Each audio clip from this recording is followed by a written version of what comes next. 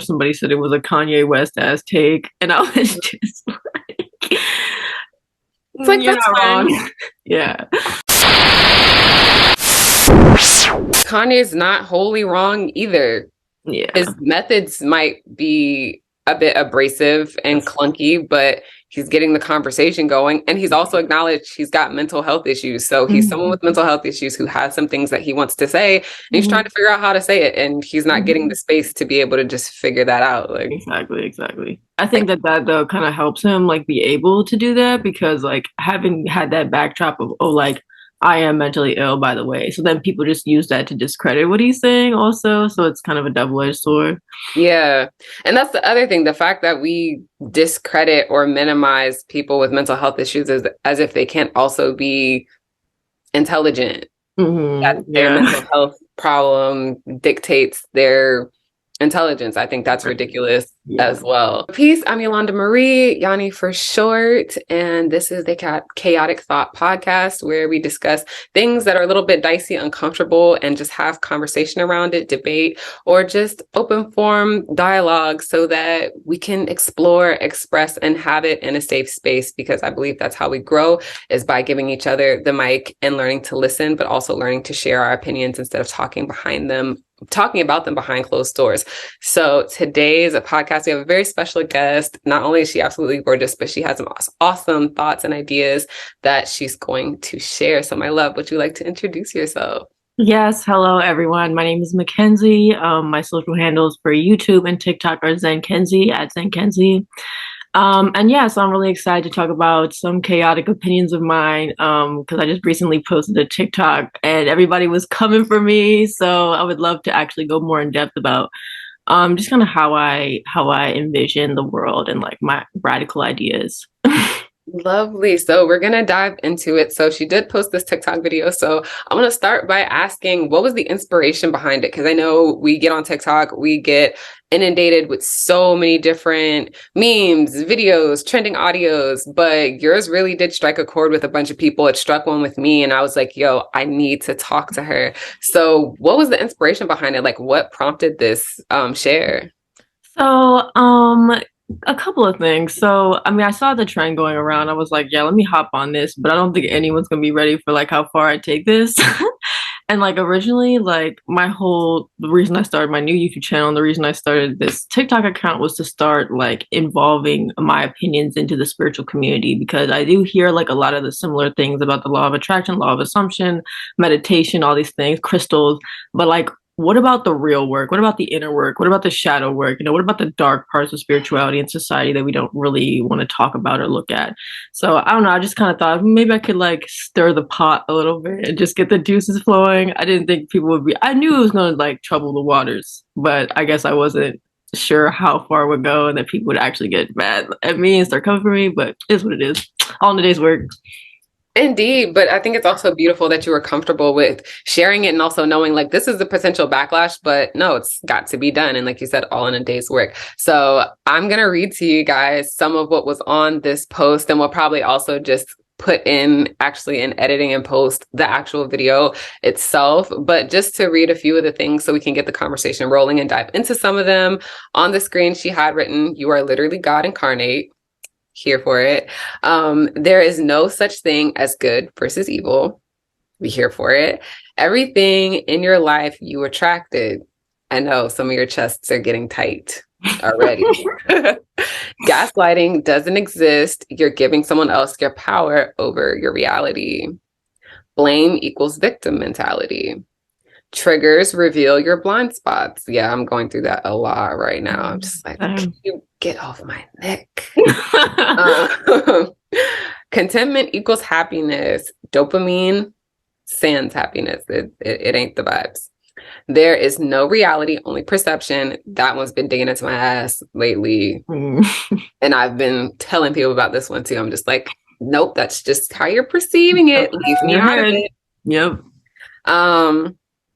What you think about, you bring about. That has literally been my mantra and reminder for myself recently. Like, it's here, it's you. you're the root of the problem. If you have a problem with someone else's feelings, behaviors, or opinions, you are actually the one with the problem. And when I heard that one, I was like, that actually literally makes sense. Like, Yeah. you were literally the problem. And then fear is the cause of every negative emotion. I've been reading The Power of Now, and I'm like, yep, that tracks. Racism, homophobia, sexism, etc. doesn't affect you unless you believe it does. I was like, yo, I need to hear her thoughts on this. even I, for a moment, had to be like, wait, why are you getting tight in the chest? Why are you triggered? Right. Okay, breathe. Unpack it. And then the abundance mindset is the solution to every insecurity. And I feel like that's literally like been the reminder of my life right now. It's just like, it's your thoughts. It's your thoughts. Yeah. And then everyone is constantly projecting 24/7. So that was a lot. So is there one you want to start on specifically sharing your thoughts, or do you want me to pick one? Let's go with the flow. Whatever. I mean, you can pick. I just probably save the most intense one for last. Okay. Yeah.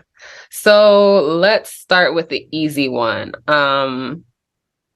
Gaslighting doesn't exist. You're just giving other people your power. Okay, so I guess what I meant by that statement was you'll find that the whole conversation really goes back to the victim mentality versus personal accountability. So, if you are spiritual, if you understand the law of assumption, the law of attraction, how to manifest deliberate creation, you will understand the concept of personal accountability is very, very paramount in all of that. Because if you don't believe you have power over your reality, over your world, you're going to feel like the victim of circumstances. You're not going to understand why bad things happen to you. So I think that when you're in a situation where you'll be tempted to say someone else is gaslighting you, or, a lot of times this happens in relationships, right? I used to use this in relationships a lot. I used to say, oh, this man's that I'm trying to deal with is gaslighting me. He's emotionally manipulating me. He's a narcissist, whatever. But really it's that like, I was not strong enough in my belief about like my own power.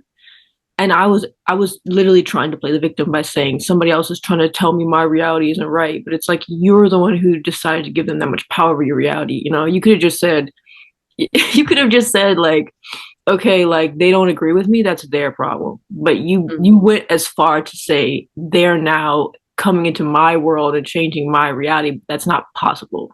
Okay. I love that. And I definitely agree with that in terms of like when it's verbal. Now, do you have thoughts and feelings on like put it into respect of an abusive relationship? And if someone actually is dealing with like a narcissist or domestic violence where someone's actually physically being abusive? Well, I think when it comes to someone being abusive, that is very empirical. That's very qualitative. It's very, and like, once again, like I also have another video where I talk about how labels and stuff are very detrimental to oneself. I think as society as a whole, we get really wrapped up and throw these terms around about NPD, BPD, I was abused, whatever. And that's solely for the individual to decide. That is only something that you can decide if that's what you experienced.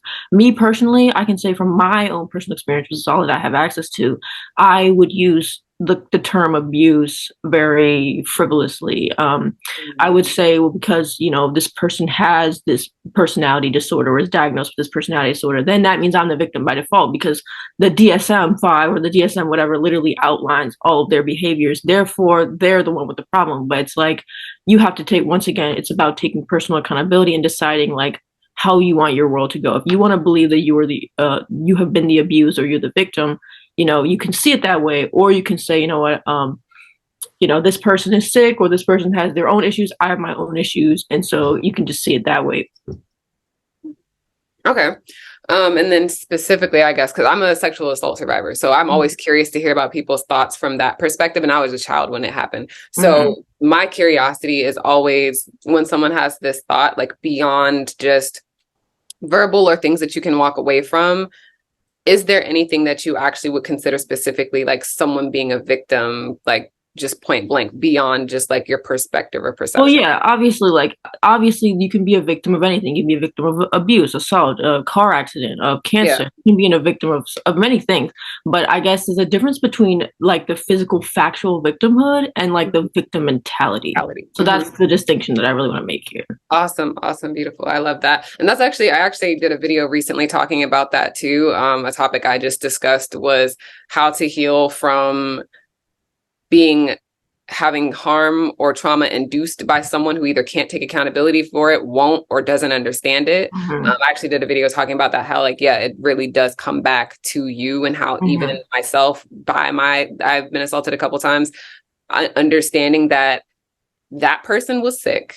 Yes. And that thing happened because they were sick. And so then being able to change my frame of reference from just like, the world is horrible, everything's bad. It's like, no, I encountered a sick person who was sick, and sick people do sick things, hurt people, hurt people. And so not to excuse the behavior, but also to give perspective to also, I don't have to hold on to this, and my identity doesn't have to be attached to this, and that healing is possible. And that changed everything for me, because it's like, oh, once I realized like, no, this is feeding an alternate entity from me. This is the ego trying to attach itself to something that's not necessary. This can be healed. And the idea that it can't be is the only thing keeping us trapped, because then we get overly identified with our trauma instead of being that which we are, just existing. We now have this hyper identification with, I have been wronged. And then now, if you're a victim, now you no longer have to do any other work besides just be a victim. So I love that. I love that. Thank you for that one. Let's see, where should we go next? Everything in your life you attract. And I think that kind of goes hand in hand with this, but I'd love to hear your thoughts. So yeah, one of the first things that I was told in the comment section was like what you just said, basically. Okay, what about victims of sexual assault, or so I have a hard time verbalizing this, because obviously, like we just talked about, it's very touchy. Some people identify with their trauma, but I think recently I've been feeling more and more like, for me personally, I chose my life, and sometimes I chose the challenges so that I could have the spiritual awakening because of it. And so I guess it's like, that's obviously something we don't have access to, like in this physical realm, in this body. But I would like to believe that even before, there was a conversation about, obviously we know that Earth, there's like the point is to like go through all of these experiences so that we can develop. But some people, I'm not sure, like some people's experiences may not lead to spiritual ascension in the way that I know my life experience was to lead to spiritual ascension. So I can't say for everyone. I think it really comes down to what you believe in. But I can say for myself personally that I attracted the situations that helped me grow and develop spiritually, like my grief, my suicidal ideation, my friend who committed suicide. Obviously, I didn't come into this life saying, yeah, hell yeah, let's do this. No, but I do think that those provided the backdrop for me to be able to reach the level of spiritual development that I have so far, and the heights that I will reach in the future. And hearing you articulate it that way, that resonates, because for a long time I was conflicted. I lost my father in 2016 to cancer, but a couple years later I found myself having the thoughts, and I was very distressed by these thoughts, but I was like, I wouldn't be where I am today if he was still here. I would be complacent, I would be comfortable. If he had not passed, I would not be where I am. Like you said, I would not have spiritually developed to the place where I'm at. Like, I wouldn't have left the church. I wouldn't have done all the things that I did because of the experiences I had through his last days.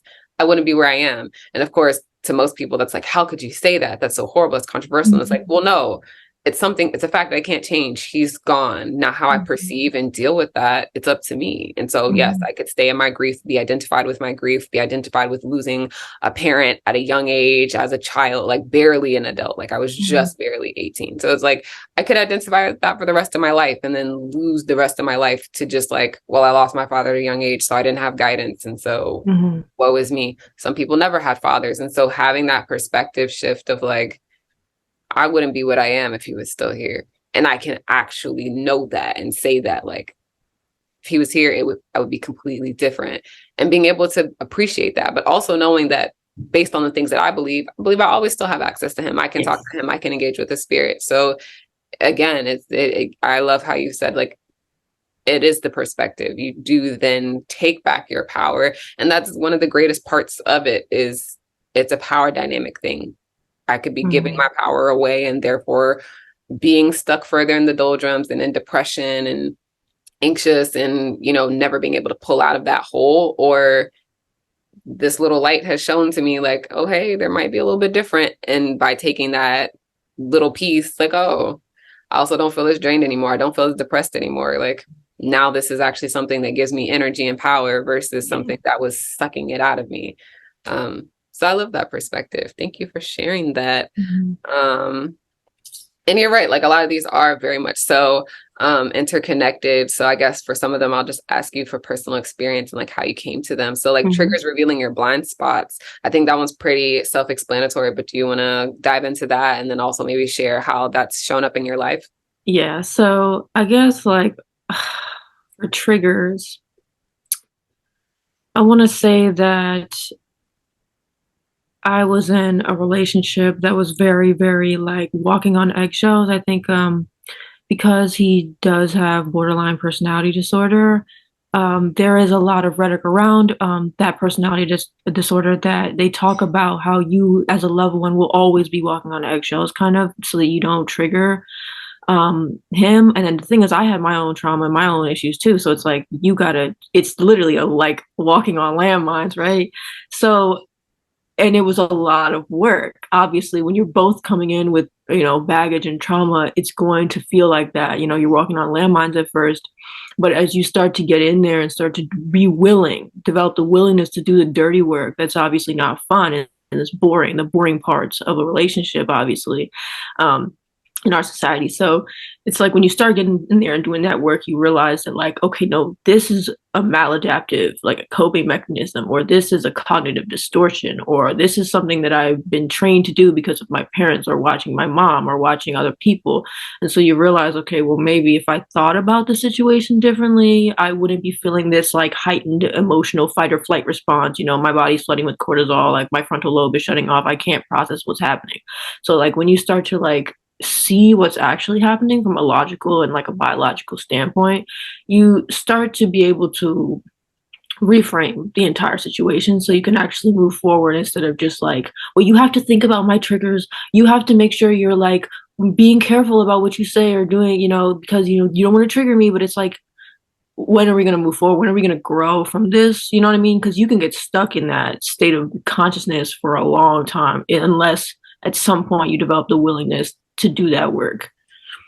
And I love where you've brought that to in the end. There's actually two things I want to piggyback off of, but I love where you brought it at the end, where you said you have to have that willingness to do the work. And I think that also ties back to what we talked about earlier with the victim mentality, because you kind of alleviate yourself from accountability and responsibility by saying, don't trigger my triggers, because then now it's not your responsibility to be able to not react, but respond and engage and be conscious. You're now giving someone else your power, and putting expectation on someone else instead of being responsible for your own feelings and reactions. You're not putting it on someone else's responsibility to be mindful of how you do or don't feel. And yes, we should all be considerate in the things that we do. And if someone articulates that something triggers you or upsets you, you know, the kind and respectful thing to do would be to respect that. But it is also then on you to A, set boundaries, and then B, also see if there's somewhere where you can grow and see if whether or not it really is that person or if it's something inside of you. So I think that's beautiful. And then I loved when you said that in our society, it's the boring part in relationships, because yes, I think it really is a Western thing that like we've over romanticized what love is supposed to look like. And it's just this and the honeymoon phase. And then it's horrible. And when it gets horrible, you're supposed to break up because love's not supposed to hurt. So I love that you pinpointed that like it's a societal thing that's come up in our relationships, that the quote unquote boring parts are even boring to begin with versus just it's part of human evolution. Like, when you were a child, every part of growing up did not feel good. When your bones were growing, you cried because that shit hurt. When your teeth were coming in, your parents had to listen to you scream because you were in pain because your body was growing. And so I think similarly with us as adults, we're continuing to grow. We've gone through life. We now have baggage. We now have trauma. We have lived experience, and it hurts to stretch and grow, but it is necessary. And again, the labels thing, I love how you brought up the labels. How you label it can also dictate what the experience continues to be. Because if you label it as boring or uncomfortable or shitty, yeah, that's what it's going to be for you. But if Yes. you're able to reframe it and say, this is something that's going to help me heal, this is something that's going to help me love the person that I love better, then maybe your experience with it isn't as bothersome either. Yeah. I mean, and I actually felt like the reason why I was willing to get in there and do that dirty work is because I realized that person was like my twin flame. So it's like, when you have that external motivation, like, a soul connection like that, where you feel like you were just supposed to meet this person, you're supposed to learn something. It's just too hard to throw in the towel at that point, at least for me, because I'm a stubborn ass bitch.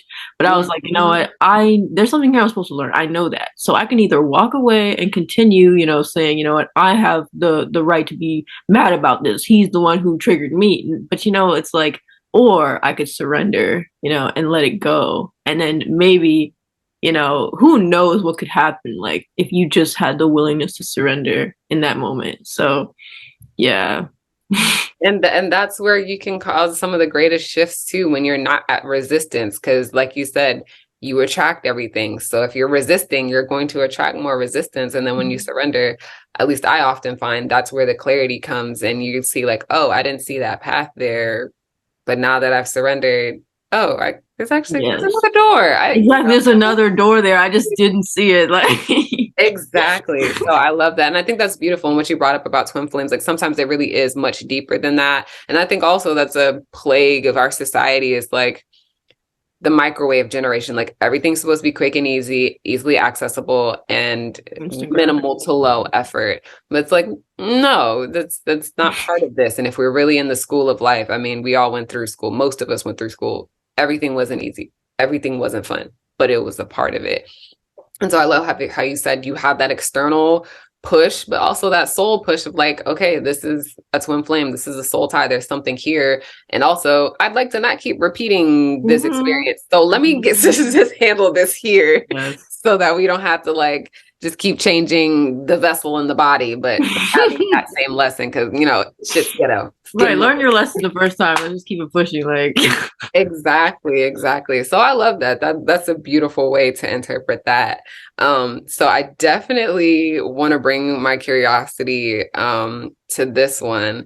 There's no reality, only perception, because this one hits home for me. But I want to hear from you first. Like, what brought you here? What brought you to this one? I think that's actually a quote. I can't remember which philosopher said it. I want to say Marcus Aurelius, but I'm not sure, so don't quote me on that. But yeah. So I've always said this, even before I was like actually doing the work on myself, to like reading spiritual books and self-development books.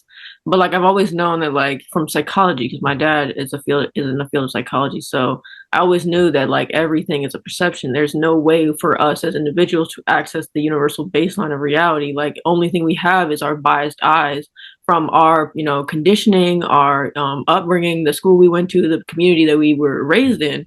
And there are people that, obviously speak different languages, but like there's people who speak different energy languages. There's people who like they literally communicate through different vibrational states, like what they were exposed to as a child, like their whole frame of information is based in like what they were, raised in. So if you start talking to them and you start thinking like you're having a conversation about one thing, they could be hearing something totally different. So I guess it's like just you can look at that like empirical evidence, and if you can look at the psychologically the understanding it from that lens, but you can also look at it like from the spiritual lens of like there is no way for us as individuals to access that universal reality. We are actually delivered creators of our own reality. And you can decide, and like through different energy transmutation practices, you can decide how you respond in every situation. Like, even if it's a bad one, obviously there's going to be bad situations, even though I did say in one of my opinions, there's no such thing as good and bad.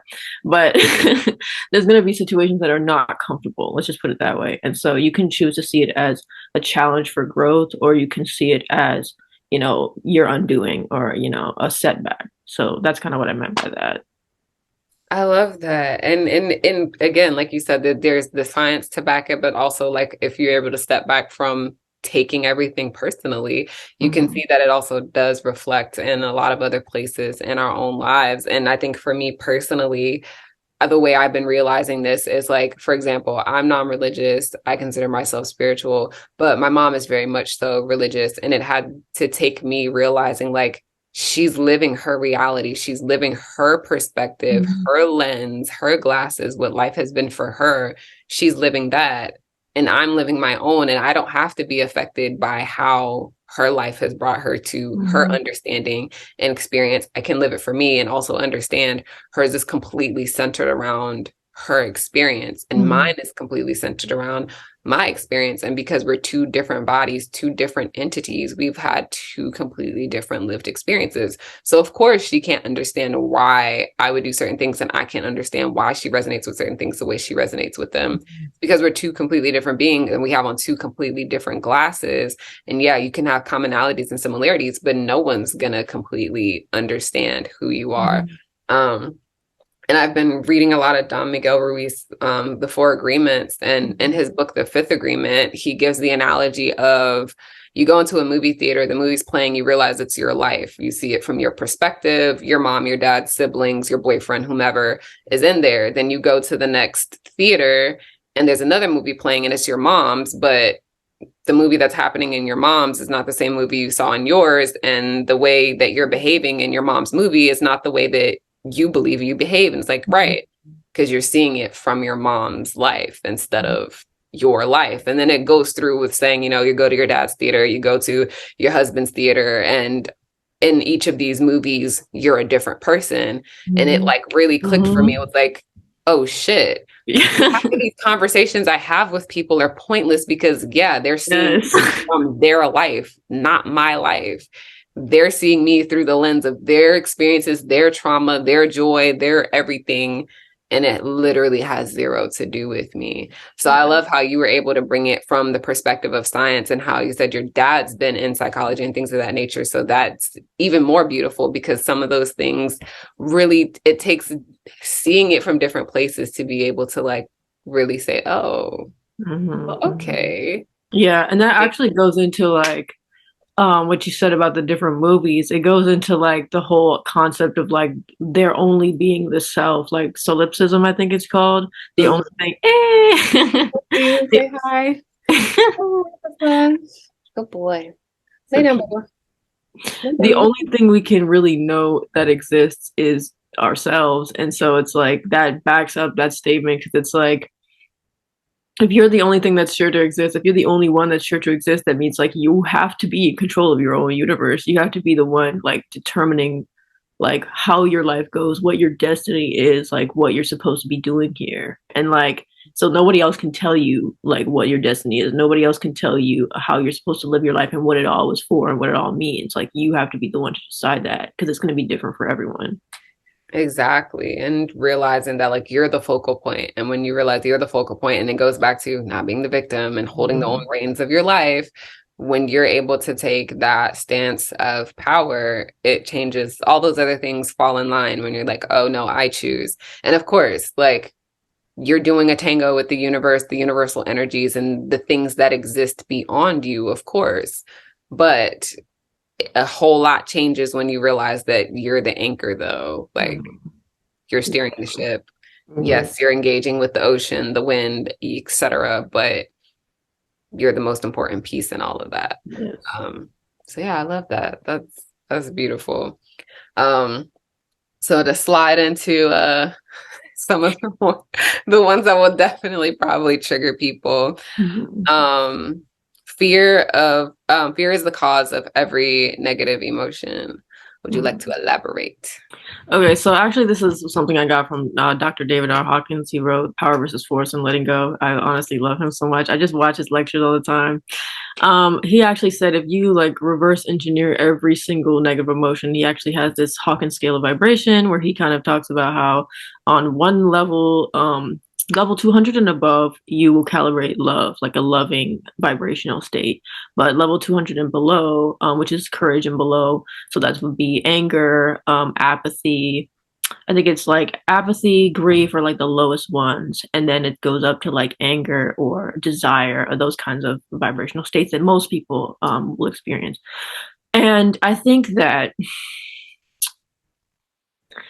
The whole idea is that, you know, when you reverse engineer, say, desire, like it all goes back to your survival instincts of like, oh, I desire food, I desire a companionship, I desire a mate. That's like so that you don't die. Like if you reverse engineer all of these, it goes back to your fear of death or to not. Like it is like a natural urge of your vessel, of your body to protect you on this planet in this physical experience. So, like anger, it goes back to pride, or, it's kind of it's a more evolved form of fear to protect your identity, your beliefs. But once again, it all goes back to the fear that if your beliefs are being challenged, your life's being challenged. If your life's being challenged, there's the possibility of death or of being alienated from your community, of your life being threatened. So it really all goes back to, if you reverse engineer all of those emotional states of consciousness, it will go back to your fear of something, of losing something.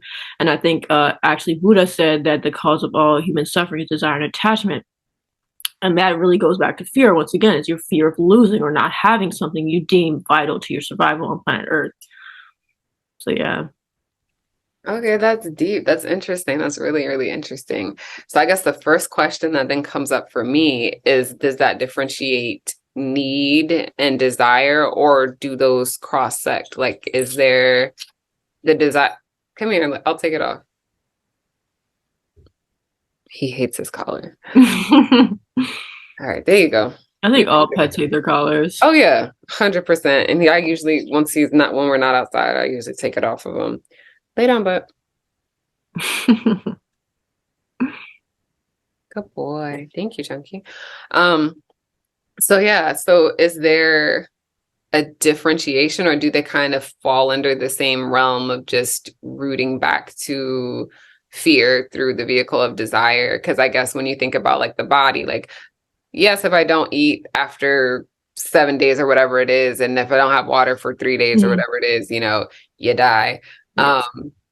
Is that, so there's a differentiation between need and desire, or is need really just a different word or version of desire, I guess? So I think it's tricky, because I think that like in my view of reality in the world, obviously, like when we die, like you said before, when you die, you don't really die, because if you are of the belief that we are, immortal souls having a temporary human experience, then obviously death is not the worst thing that can happen to you. That's like, I think that's the reason, that's the way that I got through the grieving experience for my friend, is that like realizing that you're not actually gone. So I think that like part of it is really just a way of like manipulating societies, and by fear and fear mongering, because people are easy to control when they're afraid of death, or they're scared of things happening that they don't want to happen. So it's like, I feel like if you have the belief that death is not the worst thing that can happen to you, you're no longer be able to be manipulated by that whole concept. You're not going to be afraid of death. If you're not afraid of death, you can't be manipulated by death, because you're not losing anything. The only thing that you will be losing is your spiritual, your experience here in your physical form on planet Earth. But I think that like obviously the body has physiological needs, but that doesn't mean that you need to turn those into spiritual needs. You don't need to like use that same energy frequency to then like motivate you by fear in other areas of your life, if that makes any sense. Because like obviously there are things that you need to do, like to take care of yourself in your physical form here on planet Earth. But I think that like that is something that people get so caught up in, they forget there's another side of them. They forget there's a whole other world of consciousness they haven't tapped into, because they're so stuck in survival mode. Yes, I love that. Okay, that explanation, it resonates a lot. And that's something that I've actually like, that thought, and this feels like a loop coming full circle.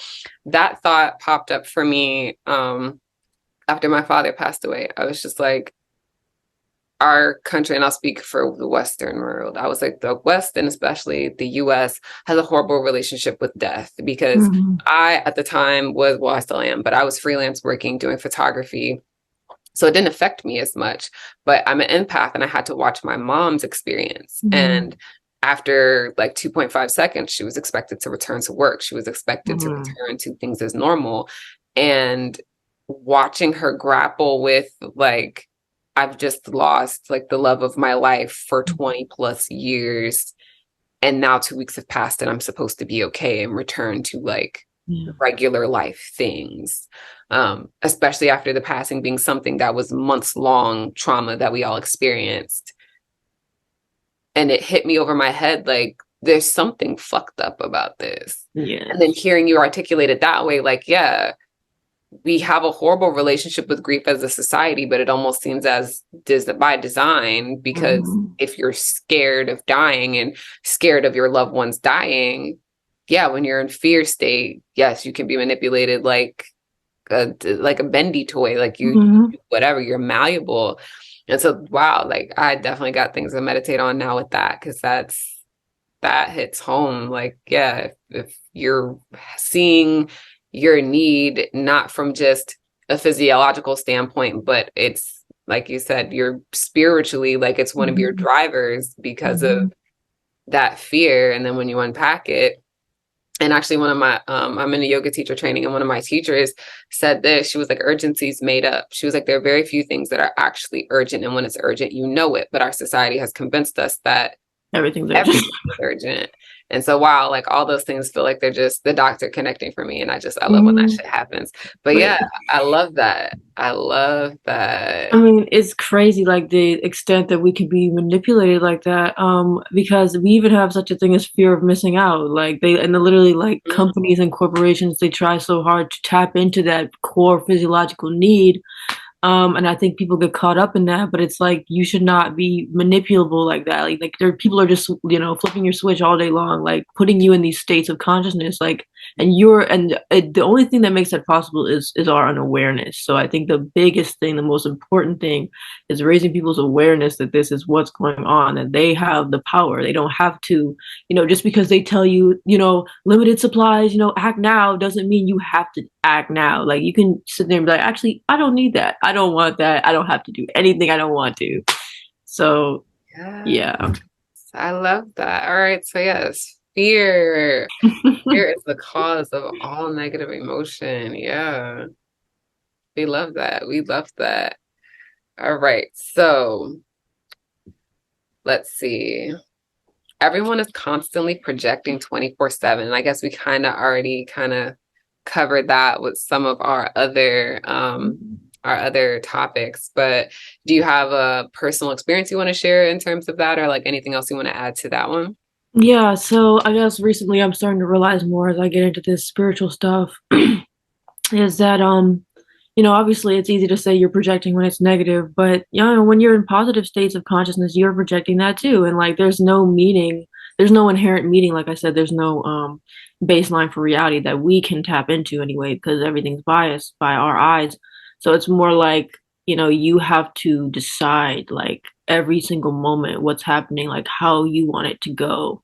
And I guess that can be very overwhelming. Like, do you really have to like, control everything? I think you really want to just cultivate kind of this baseline awareness of like how reality works, so that you can let go, so that you can feel confident that like, if I'm not in control of everything, because that's once again, that's fear, feeling like you have to be in control of everything. So I feel like if you can just tell yourself like, and create this like portfolio of beliefs that can enable you to live your best life, and project the most positive like interpretation of what's happening in every moment, like your life will just be filled with so much more freedom, because that's really what it is. Like, it's love is nice, but freedom is like the foundation of that. If you don't have freedom, if you don't feel free to just be yourself and to not be judged, or the world's not going to fall apart.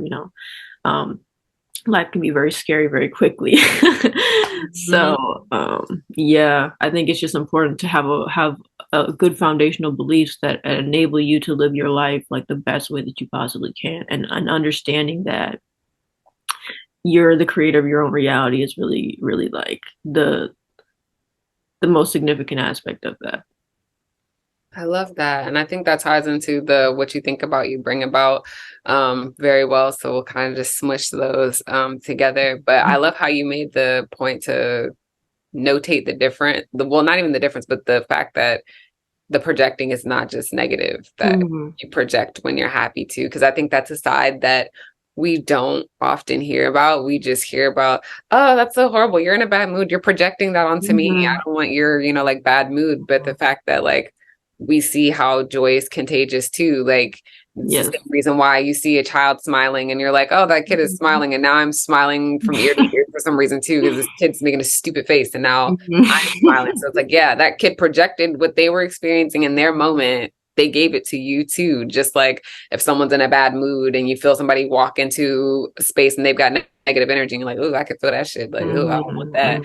The same thing applies with positive. And I love how you said, you know, if you create a solid foundation of beliefs, that can change everything. So then you don't have to be in this fight, flight, freeze state of like fear and paranoia all the time with like, I need to be in control. And if I'm not in control, because then you're, like you said, you've gone back into that negative place of fear-based operations and you're spiraling. And so then instead of being mindfully and aware and in control, you're freaking out. And it's the obsessive control freak thing instead of just I am my guiding force, instead of you're then freaking out force. I love how you articulated that, because that's something that I've been doing myself, is like going through my Rolodex and seeing, okay, what beliefs do I have that are limiting and are conflicting with the life that I want to experience and are actually drawing things into me that I don't want to experience, that I now have the power to change, because I can bring my awareness to them and my consciousness to them and see like, oh, you don't resonate with me. You can go, what can I put here that actually does resonate? And like you said, just having that solid few that help you navigate anything. Like, I think that's a really dope perspective. And I just feel like if people were like more open to what projection actually means, because obviously though, when someone's like in a negative state of consciousness like that, or negative state of consciousness where they're experiencing anger, like when you tell them they're projecting, they're like, no, I'm not. Okay. But like when I'm angry, obviously like that's what happens too. So I can understand that. But when I'm not angry anymore and I raise my vibration a little bit, I'm like, okay, I was projecting. So I feel like I would love to get to the point though where when I'm angry, I can say, you know what, I'm projecting. You know what I mean? To at least be able to put some space between the stimulus and the response, to be able to like stop, you know, the chaos before it starts a little bit, you know, because I guess like projection is like we said before, like projecting is really just how we live in this world. It's how we perceive reality, is by, you know, putting what's in here on everything else. So I feel like if we have a foundational understanding of what projection really is and like how it can actually be a tool for good, you know, it doesn't always have to mean something negative, then I don't know, I feel like we would literally be living in a freaking utopian society by now. Yes, yes, that part. And what you talked about, like being able to put that space between yourself and the thing that you're experiencing or feeling. I'm in and out of reading The Power of Now, and I think Eckhart Tolle does a really good job of giving an analogy for it. And what he calls it is the pain body. And he's like, the pain body is your fear, your anger, all your negative, low vibrational emotions and feelings. And he says, like, these are all essentially quote unquote made up, because he was like, we're everything, but also in our essence, in our beingness, not striving to be, but in our authentic I am, in our being, everything is good, everything is peace, everything is love, everything is those ultimate vibrations. It's the lived experience and contrast that causes these lower vibrations. But then he also says that he kind of equates part of the ego with something called the pain body, which is all those emotions. But he says it's an entity, and they're an entity in of themselves, and they take you over. And so when the pain body is acting, you yourself have been essentially like taken over by this entity. And so instead of responding as your I am, as your love self, it is this entity, and that entity feeds off of more pain and suffering. And so when there's more pain and suffering, it grows, it takes you over, and it gets harder to separate yourself and see that, oh, I'm not these feelings. I am not this experience. And so his thought for how to create what you're talking about, that space between, he calls it a gap. He was like, one of the ways you create that gap is when you're in the midst of that thing. He's like, if you have the ability to tap into your consciousness, even for a split second, he was like, if you can for a split second say, wait, am I actually angry? Like, is it the thing? Is this me? Or is this a situation that I need to deal with, but not give my energy and power to. And he was like, when you create those gaps, he was like, even if it's for a split second and you still go full blown rage, he was like, more slowly but surely, you start to, as you enter more of those situations, have more control and can then shift from the unconscious behavior of just fucking raging out, hulking out, to being like, wait, yeah, actually, that doesn't even resonate. I don't even need to freak out. This is just a thing that's happening that I'm experiencing, but I don't have to give it any more than just like acknowledgement of like, okay, I see you. And like when I read that, I was like, yo, that really just feels too simple. I don't like it this. I was seems like, too easy, like. yeah. And I was like, okay, but then there's me being resistant because I've been conditioned to believe that things have to be hard or overcomplicated. Yeah. I mean, And it's crazy. yeah. And that started to work with me, like with my partner, with him, like I started realizing the same things, like things that I was like, oh, this is triggering me, or oh, this thing that you're doing is just like, it's literally just the thing. Why am I spazzing out? And also, oh, and the other thing that he says is that those negative emotions are also your resistance to the present. And so instead of receiving whatever it is you're either supposed to learn or observe from the situation, you're resisting it and attaching your own self to it, and your rose-colored glasses, you're attaching that to it instead of just being present in it, seeing what's happening, and then making a choice on how to behave or move. It was like you're in your pain body, which just reacts instead of just responding. And your response can either be not doing this right now, or can you explain further why you feel this way? He was like, you taking it personally is what then causes the domino effect. And so he was like, if you can take a split second and pause, not make it about you, acknowledge that like this other person might be going through something or sick, and that it literally has nothing to do with you but them, and look at yourself as part of that problem. Like you're part of why you're angry is because you're taking it personally. It was like, it disappears. Like when you don't make it about you and you're like, oh, maybe it's about them, and let them tell you whether or not they're trying to project it onto you. It's like, it's a mind game. And I was like, I'm upset that I did it. And the thing though is that I realized too is that like sometimes, like, I mean, you're right in that sometimes it's about them, but sometimes it's also about you learning the lesson of acceptance, of learning the lesson of like, okay, there's things I can't control. Like there are things that I like, there are things there's a lot that you can't control, but it's about kind of like this divine push and pull, this like of like, what can I do, but then when can I surrender, and like what can I do, but when should I surrender? And it's kind of like you have to learn that in every moment, like because like you said in The Power of Now, but also like in Michael Singer's book The Untethered Soul, it's literally the entire book is about distancing you from your thoughts, from your emotional reactivity, and realizing that like you get to decide how you express yourself in the world. You don't have to just get pulled in by these different energy fields and other people's energy fields. So it's like you can decide, and that's the whole point of meditation, is to strengthen that conscious awareness so that when you're in a situation where you're tempted to react, you're more likely to like pause for a second and say, okay, wait a minute, who am I? I'm just a soul in a physical body, and we're on a floating rock in space. And you know what I mean? Like just take yourself out of the moment, the non-attachment. And then come back and respond instead of react.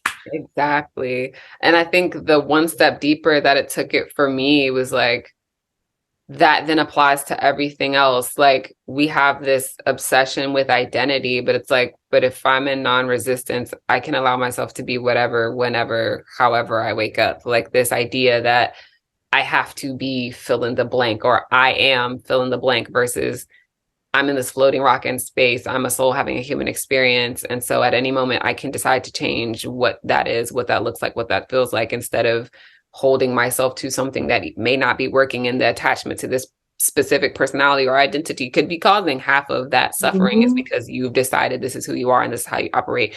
And this is what these things mean for you, versus like, if you try something else, suddenly you realize, oh, that doesn't trigger you anymore. Oh, that doesn't even mean anything to you. Oh, I don't even like the color fucking whatever. Like this is just things I, chose and decided to stay with. And I think that's another way, especially Western culture has kind of like conspiracy theory gotten us to a point of like even more malleable, manipulatable beings, is that this whole idea of like, oh, you switched up. Oh, you changed. Oh, you're not yourself anymore. It's like, yeah, I shouldn't be. I shouldn't. Exactly. Like, actually, who I was, who you knew me as, was not who I really was. Right. And none of us should want that to be what it was either. And so this whole sick thing of like people not wanting to change or being so focused on, like, I just did a video about that too. Like, I don't need to be real. I just need to be.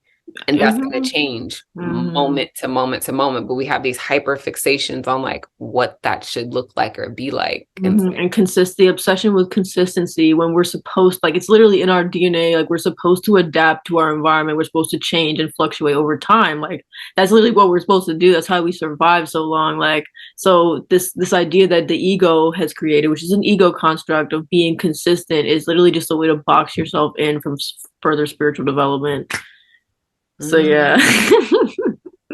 And that's been a word for me this year, because that's one thing that I've always struggled with, is being consistent. So that's one for me to unpack later, because yeah, I've been fighting forever to like be consistent, get disciplined, and like my being just like railed against it.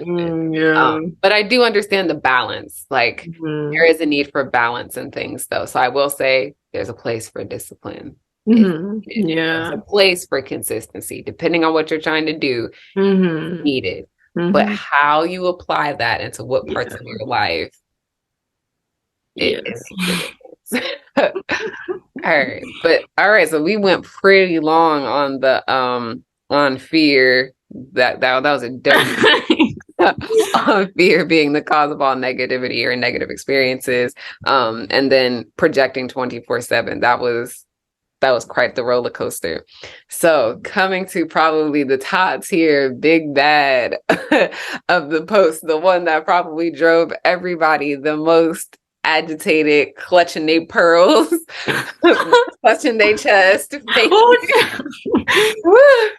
Y'all all needed some water, a little fan, a little seat.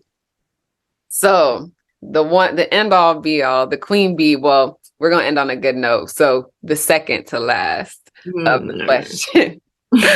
The racism, homophobia, sexism, and etc. does not affect you unless you believe it does. Lay it out for us. So first and foremost, I just want to put a disclaimer. Obviously, statistically, generationally, historically in this country, obviously racism exists. Obviously, slavery existed. Obviously, prejudice exists. But I think that's only half of it, you know. The whole point, and I feel like, once again, back to the conspiracy theory, is the only thing that really gives those constructs power is like if you start to identify as a victim of those constructs. Because obviously, like, you know, equality is like something we should all strive for, but I don't think it's ever going to be as long as the powers of the New World Order are in charge of things, are controlling capitalism is really just motivating us with fear and all this stuff. So like it's kind of a cycle. But the only way to break that cycle is to break out of that victim mentality and to stop believing what they tell you. You know, in all the history books, they tell you were a slave. You can't even freaking go back to your own history and figure out who you really are and where you really came from. They swiped all this information. You can't have access to it, and schools are not teaching it, you know. So it's very scary, you know, when that's all you're being told. And at some point you have to, like, me personally, at some point I had to ask myself, like, is that really what I want to believe about myself? Because I saw what it was doing to my personal life. I saw that I was buying into that, you know. If I went to, because I went to a school that was predominantly white, so I grew up around all these white people, and like I was looking for confirmation of what I was taught in history books, that this is how society is, this is how white people treat us or think about us, everyone's racist. And it got to a point where I was like, when the George Floyd incident happened, you know, I got kind of like, it got kind of scary, because on social media, like, it was something new every day about like all these infographics and all this information coming out about we have to fight against racism, fight against racism. But it's like the only thing you can fight, like the only thing fighting will do is bring more fighting. Like if you are coming at with the vibration of fight against, you know, you're going to create more fighting. So it's like, that's literally how the whole, like, okay, Black Lives Matter became All Lives Matter. They were fighting something with another fight. So it's like, that's literally why that happened. So say, for instance, we put our energy into like solution focuses instead of problem focuses, you know. Obviously, like, we're not going to solve these like major issues overnight, but it's like if we can all individually do the work on ourselves to change our narrative, change our individual narrative, that will do more work in the long run than like we have to band together to fight racism. Because it's like what really has those constructs, societal constructs, really get their power from you giving your power to them. So that's really what I meant by that whole statement. Yeah. And it makes sense. We have to come together and heal versus let's come together to fight about anything. So I love that. And I love that clarity that you gave, because it's like, yeah, no, that you took the bait. It was clickbait. You took the bait. You got triggered. Welcome to your welcome to your awakening. Welcome to your awakening. Once you drop your cognitive dissonance and resistance to this thought that just it's a little bit different than your own beliefs, there's more to unpack. And again, the whole point and purpose of having conversation is we can get to different places. Like, she did not mean these things aren't real and don't exist. It's about how they affect you. And yes, there's a way to walk throughout the world not a victim of these things. Like, you can still be made a victim. Like, yes, example, a cop could still pull you over. You could still be a black or brown body person and be harmed. We're not saying that that's not the thing. What we're saying is you do not have to live your life in constant paranoia and fear of that. You can be aware of that and be aware that there are sick people out here doing sick things, but you do not have to make that a part of your identity. That is where you're suffering. In our opinion, that is where a lot of your suffering can come from. And if we can take a step back, say, yes, I am who I am and what I am, and I present in this lifetime as this, but it's not a problem. Someone else may perceive it as a problem, but it's not my problem. You can then move differently. And then you're also protected in a different way, because you're not projecting that fear energy that only has to call more fear and suffering energy to you. And it makes it a lot easier to be a lot more fluid in these experiences as well, and help to understand that Mackenzie said it perfectly. If we can do our own inner work, because that's where a lot of it lies, and then come together and heal together collectively, because that's when we really get the energy flowing, is when there's a bunch of us gathered and raising our energetic field, raising our vibration, more healing can happen. Because it's so funny, while I was reading The Power of Now, that was one where I had my own cognitive dissonance. I was just like, is this a privileged perspective? Like, what about if, like, listen, I'm Black, I'm moving through the world as a Black woman, like, help me make this make sense. But it was just like, oh, that's the answer.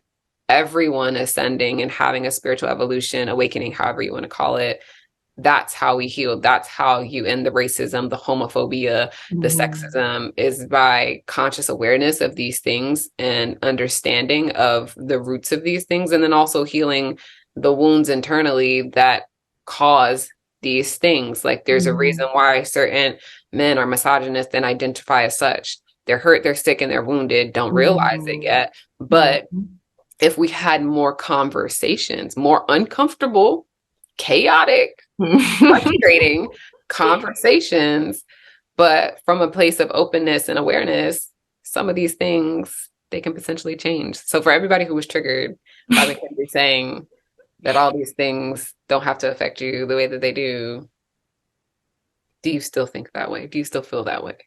Can you step out of your pain body? Can you step out of your ego? Can you step out of your trigger?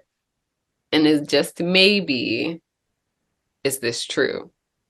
And again, hearing us reiterate that yes, you can still be violated in real life and horrors do still happen, but how you perceive them and how you are affected by it can change, because our timelines are flooded with atrocity, flooded with pain. And what do you think happens when you're digesting, eating? Like, it's not, food for thought is a real thing. Yes. You're eating through your eyes, you're eating through your ears, you're digesting these things and they're becoming a part of you.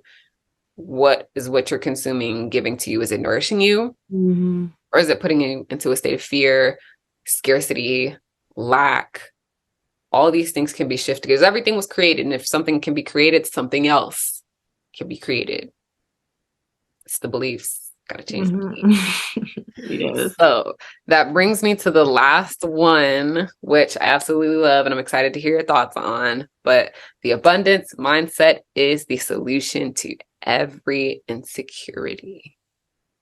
Okay, so recently, I feel like this has been one of my lessons, because I was trying to manifest more money, and then that, brings up a whole slew of like insecurities from childhood. Many people, grow up in households and they're taught, Abraham Hicks actually says in a lecture that many people are learning a concept from a vibration that doesn't match it. So you grow up in a household where there's not enough, where your parents are arguing over bills, or maybe get divorced because of money issues or something like that. That's really impactful for your subconscious mind. And then later in life, you wonder why you can't attract money. You have all these internalized beliefs against money, and money is one example. But a lot of people have financial insecurity, but there's also insecurity in relationships of thinking, well, and like, say for instance, for me, the lack mentality went to, well, if he's talking to this girl, then he doesn't want me. But in fact, there's like an abundance of beauty and creativity and inspiration to be found like all over the planet. If you look at nature, actually, um, grass, it's not like there's one blade of grass and we're all fighting over it. You know what I mean? Like, there's an abundance of grass, of leaves on the trees, like of air for us all to breathe. Like, there is no lag. It's just we have been believing this reality distortion. Sorry about that. We've been believing this reality distortion that we have to, like, it's a dog eat dog world, and we have to like push people aside to get the resources because there's not enough for us to go around. It's like, the world literally produces everything that we need to survive. Like, I mean, we've been believing this because of modern constructs, once again, conspiracy, capitalism, different things like that, that there's a limited amount of money and resources. In fact, thousands of years ago, people were just eating food off the trees, and there are still uncontacted tribes that eat food off the trees, that literally farm their own land, and the earth provides for them. Like, the world, the universe provides for us.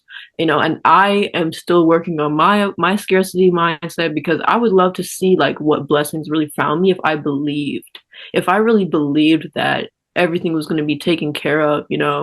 um but when you grow up in a household where the common belief is that we have to grind and work hard, or my husband's going to leave me if he finds some other lady, or the different cognitive ideas that really just take you away from your own power. They really just like they separate you from your true power. And I think that's really like the hardest part about it, is like you can literally see confirmation of someone else's reality playing out, but because you were the child in the household, you became a victim of it as well. So it's like multi generations are all dealing with the same karma. And it's like, it's really sad, like, because in reality, if you tapped into your true power, maybe it could be a different story. So I feel like all these insecurities, the lack mentality of relationships or wealth, or any opportunities, people tell you you're wasting time, you're wasting this, you're wasting that. There's so many of these beliefs being thrown around. But if you really look at nature and what is given to us, as evidence, there is no such thing as waste in this universe. Even if you think about throwing things away as waste, nature will take it down, deconstruct it, and turn it into something else. So yeah. I love that. I love that. And to piggyback on where you started with the money thing and abundance, I actually have been following this woman on Instagram for a while, and Digimama, her name is Punkitsani. That's one of the things she kind of focuses on, is healing money trauma, because she was like, a lot of us, especially who look like us, struggle with that because of the constructs and the things that have been set up in these systems. And again, we'll speak for the Western world since that's where we are. That these things have affected us, especially because of the institutionalized things that are prolific in the systems that, make our society go round. That has to be unpacked. You have to first understand, like you talked about, the childhood, the root of these things. And she's held several master classes where she's talked about how, like, a lot of these things, like, before you can get to your abundance and your thriving, you first have to understand where the root of your suffering has been. And it's been, like you said, these ideas and beliefs that were imparted to us as children, as youth, that we not only were told like money doesn't grow on trees. You, like you said, you got to grind, you got to work hard, da da da da. Not only hearing that, but then, like you said, seeing it manifest in our parents or in others around us about like, there's not enough, or you got to work hard, or, you know, seeing the actual burnout. And so then, like for me personally, I had this relationship to, I don't want to work. I've seen how my parents are burnt out. They're exhausted. I see how I manifest in their relationship. I don't want no parts of that. Like that's ghetto. That's what that is. Leave me out of it. Like, Exactly. bro, want no parts. And having to learn and unpack that, like, oh, this is where my trauma is coming from. This is where it's rooted in. This is the hand that capitalism has had in it. This is the role that colonialism has had in it, being able to see and acknowledge these things, but then remove myself from it. It's like, okay, that's something that was created. I now want to create something else. And because I know that there's abundance, because I know that this exists, if I can change my belief and truly give my power to this new belief, all that stuff can open up and change because of it. Because then you can start setting different things that help that role. Like you said, your new pillars of beliefs that help support that. And then with those new pillars of beliefs, you set boundaries that help support those beliefs, and not having people, you know, walk all over those. And the more of those tiny steps that you take, suddenly life-changing, and your abundance is moving. And one thing that Pankitsani said that I loved, was she was like, money was created. Money, not that it's not real, but it's a tool, and we've demonized the tool, or it's been demonized for us. And if we can remove the demonization and also decenter money, because she was like, that's the thing, there's a fixation on money being the thing. But she was like, if you can decenter money and center your focus on what is it that you actually need, and call that into your life instead of just obsessing over the money, the means to those things show up. So whether or not it's someone helping you with that thing, giving you that thing, or the money coming from that thing, because you know what the money is for or what you need it for, it can flow a lot more easily. Because a lot of us are just like, oh, I need $10,000, but you have no idea what that $10,000 is going to go to. You're just like, okay, I just want the money. The fixation is on the money instead of the focus, instead of fixation, different F, the focus being on what do I need, and let me call in what I need, instead of this fixation on what capitalism thrives off of, is you being on a hamster wheel chasing the money. Instead, if you know what you need, you know what your bills are, you know what the costs of these things are, you know the cost of to start that business or to support your arts or your whatever. If you know the cost of these things and you know the things that you need, you can then be saying, all right, this is what I need. Let me put my focus on that. Let me let people know that this is what I need, or da da da da. That thing can start coming. And instead of the universe being like an imaginary piggy bank that you're just like hoping exists, like, please be real. Instead, it's like, oh, that's what you want. Oh, and you're changing your steps, your behavior. You're actually engaging. You're giving the push pull. We're dancing here now. There's some engagement. Oh, word. Let me just send that your way. Right. Like it's so much easier to like focus and visualize and be able to like deliberately create something that you want, as opposed to money. Because usually like it's hard to get on the vibration. I think Abraham Hicks said it's hard to get on the vibration of money because like we don't care about money. Like let's just be honest, we don't care about some pieces of paper. Like that's not really what we're after. So if we can actually shift our focus from like, oh, I need this money, you know, whatever, you know, to like, okay, actually I'd love to have this experience, you know, having a vacation, or I'd love to have a small business. I'd love to work for myself and have that freedom, like the life that I really want to have. Like it's so much easier to get on that vibration than, you know, dollar bills. Right. It's like, can you visualize your life? Do you know what you want?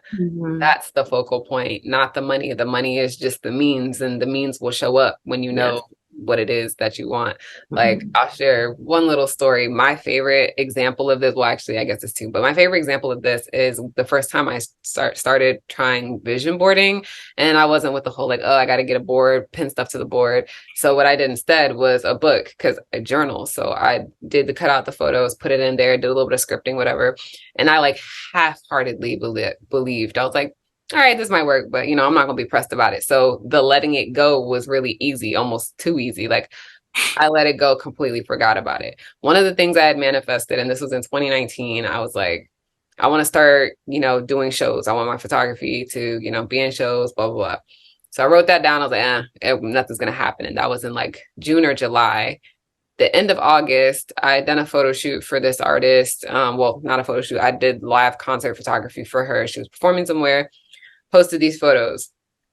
The scouting agent messaged me and was like, hey, I saw the photos and videos from such and such. We're holding this art show. We need performers. Would you perform? I was like, oh, actually, no, I'm not the performer. I took these. And she's like, oh, we actually need other artists too. Like, it's a mixed media thing. We need photographers, videographers, etc. Do you want to display your work? And I was like, wait, seriously? And she was like, yeah, I mean, yeah, like, unless you don't want it, because then, we'll go find someone else. And I was like, yeah, no. And then I went back to my vision book like a couple weeks later, and I was like, what the fuck? I said this like not even a month and change ago, and that shit happened. Mm-hmm. Interesting. Yeah. Okay. And then not even 6 months after that, the partner that I'm with now, I had written all the stuff, little pictures about it, and it's scary how much he identically looks like some of these Pinterest board pictures that I cut out. Like his skin complexion, his hair, like it's scary. And I was like, oh shit. Maybe I should take this a little bit more seriously. Right. It's terrifying almost. But then that became the next thing I had to work on. Is it then went from being easy to let it go and be like, oh, okay, whatever. But then it became the fixation and the obsession. It's like, no, you got to stay in that balanced place of like, believe, but also let it go. Resist, let it go, let it come naturally. So yeah. Yeah, that's the scary part, is when you realize like you have this much power, Not to bring Spider-Man. Literally, power. That's literally where I was about to just go. Like, literally, for real.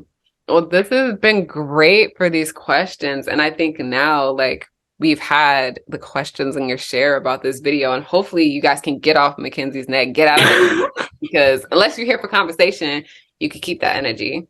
Right. I'm here for it. But actually, though, hold on. I'm sorry to cut you off. Actually, I actually want to just like say that like having that experience of negative energy, there's nothing wrong with that. Like, I mean, since I've been a child, I've always been the one who was the black sheep of the family, saying the things that nobody was supposed to say. Exactly. But I think that like I'm more comfortable dealing with that. Obviously, triggering people is not fun for them, but that's the first step to being aware of something. And I've planted the seeds. So ultimately, like, you know what I mean? So I don't feel bad. Like, obviously, that's my end goal, is to help people. So yeah. We love that. We love that. So before we go, one thing I do want to do, because one of my main focal points as a creator myself, but also as someone who has a focus in wellness, is I believe sometimes people forget that we're people too, especially in the arts, but also on social media. People forget that there's a real human with a heartbeat behind the stuff that they see, not just some numb person or a bot. It's like, no, I'm a real person with real life experiences. So I'd like to highlight you a little bit. Now that we've highlighted your post, I'd like to highlight you and have you share a little bit about yourself, if you're comfortable with that. About myself. Okay. Yeah. So, and I have questions too. So if you're comfortable with it, we can just, I actually do a different series called Artist Touch. So I actually have some go-to questions. So okay. I mean, you can, yeah, whatever questions you have, I'd love to hear what you're thinking. So the first question is always, who are you? Who am I? Who am I? I'm still figuring that one out, actually. Yeah. Well, who are you today? Who is Mackenzie today? Who am I today?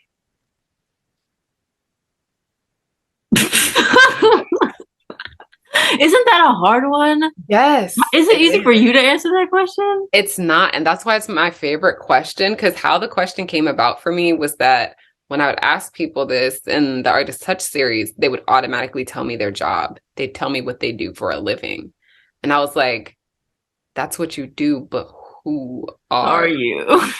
Who are you, the person? Mm-hmm. So my answer recently has been, like you, I don't know. And so I go by the day. So I'm like, okay, today I'm a quirky introvert who's pushing her boundaries and doing some different things, like talking to a new person for the first time. And I love nature, and I'm an expressionist that's just learning to show up in all my different forms. And today that's who Yani is. Mm-hmm. Okay. All right.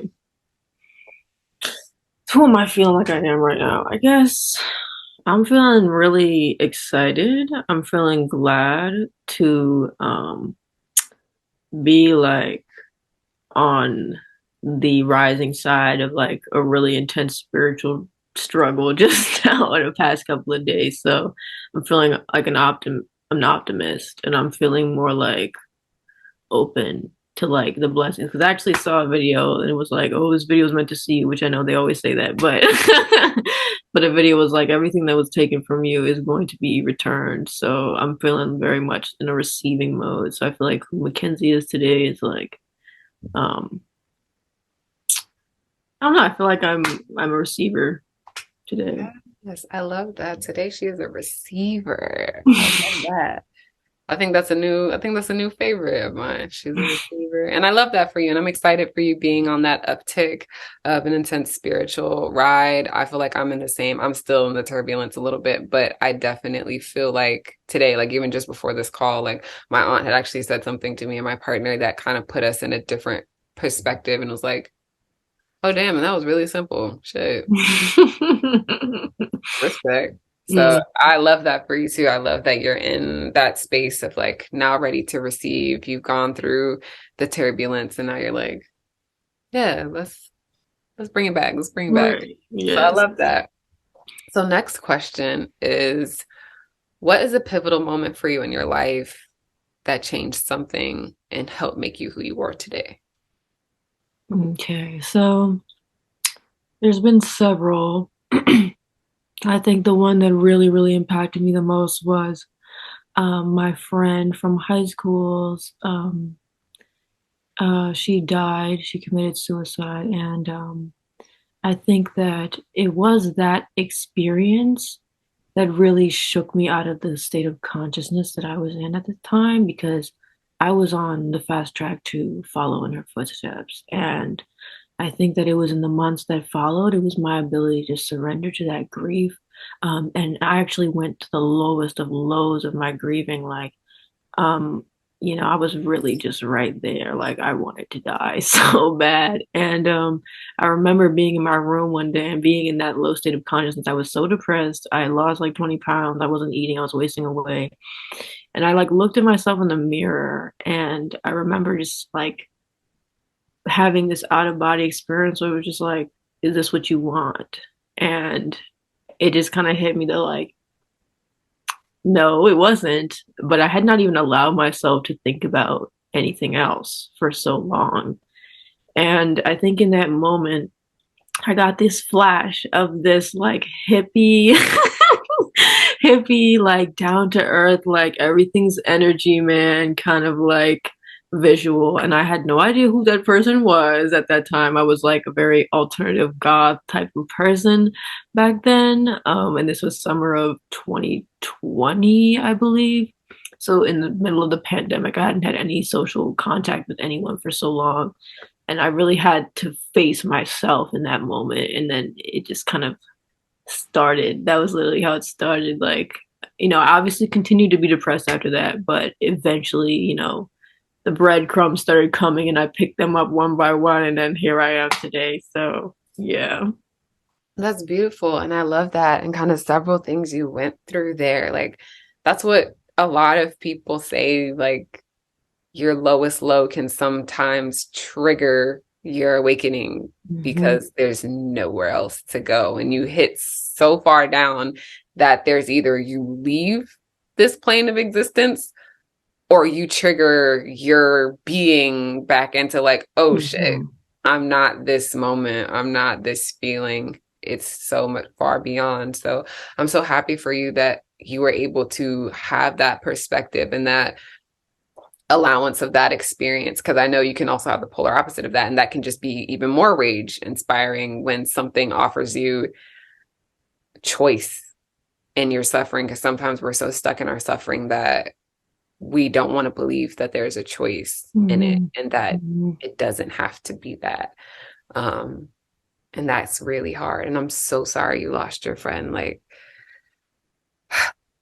it sucks that we have to have those experiences, but I love how you've been able to draw that into you and help that propel you into, you know, the amazing person that you are now. Like, Mhm. I love that for you. And I'm so happy for you that that was how you were able to come out on the other side of it. Because, yeah, grief is a hard one to have be your catalyst for evolution and change. And my heart's with anyone who has that as your fuel in your tank, because shit ain't easy. Mhm. Yeah, it's really not. So, on a lighter note, if you will, what is one of your most favorite experiences that opened you up to new ideas, possibility, or brought you to where you are today? Mm, what was my most favorite experience? Well, all of my experiences tend to be very intense because I'm stubborn, like I said, Right. and like I don't learn like easy lessons for real. But I guess like in a just to frame it in like a more positive way, when I met my twin flame, like he was just this like hippie skater living out of his car type of dude, and like I just feel like at first when I met him, I was like, oh, who is this guy, you know? Mhm. But it's like when you know, when you meet someone who's high vibrational, it's just like you first laugh it off and kind of like, oh, what is this? Like they don't take anything seriously. Like, what is this? But it's like, You almost hate man, it. It's almost yeah, like, you almost get mad. Like, mhm. like how can you be so like happy? Like, don't you have so much like going on in your life like me? It's like yeah, but that doesn't mean you have to identify that way. So I guess like he opened me to this whole world of like spirituality, the Kybalion, and like reading all these different books and ideas, watching Andrew Huberman, like learning about the science and like the physiological aspect of things, but also the metaphysical aspect of things. And he was actually also doing studying to be a yoga instructor as well. So it's just like, all right, he's teaching me all these things and like breath work and meditation. Like, so yeah, that's kind of like really the positive light that like showed me there's another way to see the world and reality. Yeah, Yeah. I love that. That's beautiful. And it's dope how love can be the thing that can do that. Like, I think those are the kind of love stories I want to hear more of, not the romanticized what we see in the Mm-hmm. movies, but really like the love that teaches you things, grows you in some way, gives you that push-pull energy. And I think that I love that that's your favorite experience that has brought you to where you are today. And it's so awesome when we can have relationships that impart information and knowledge and growth into us, because then it's like, oh Mm-hmm. shit, it's a Yeah. whole nother level to this shit. I mean, yeah, like when we're young, we're kind of taught that relationships drain you of energy, and like we see so much proof of that for so many years. But I'm really ready, like, and I think you'll agree that like I'm ready to start having more like enriching and like expansive relationships, not just contractive, take your energy away, kind of vampire relationships, parasitic relationships, but more mutualistic, altruistic, kind of relationships. So. Yes, I'm definitely right there in agreement with you. And also on top of that, something else that also like I kind of laughed at when I heard it, but I was like, that makes so much fucking sense. What the fuck is wrong with Western society? But this TikToker, I think her name is Jasmine. I think her thing is Jasmine's Garden. But she made a TikTok and she was like, this is gonna confuse some of y'all, but it makes sense. She was like, why as children are we taught it takes a village to raise a child? If it takes a village to raise a child, why would it change as an adult? If you're still growing and learning your entire life, why would you go from as a child needing a village to as an adult doing everything on your own if it took a village to bring you to where you are? If you were to continue going, would you not need a village to keep going if that's what built you? And I was Mhm. like, what the fuck? Right. Yes, we hear this all the time that it takes a village to raise a child, but then somehow when we turn 18 or 21, we're supposed to just wing it and figure it out and be ready to face the world on our own, live on our own, have our own apartments, be by ourselves, be isolated after Mhm. spending years in your village or whatever family raised you, spending years in school with other people. And if you went to college, again, another bubble where you're surrounded by people, by teachers, and then suddenly you're just supposed to be kicked out and know what the heck to do with your life. Mm.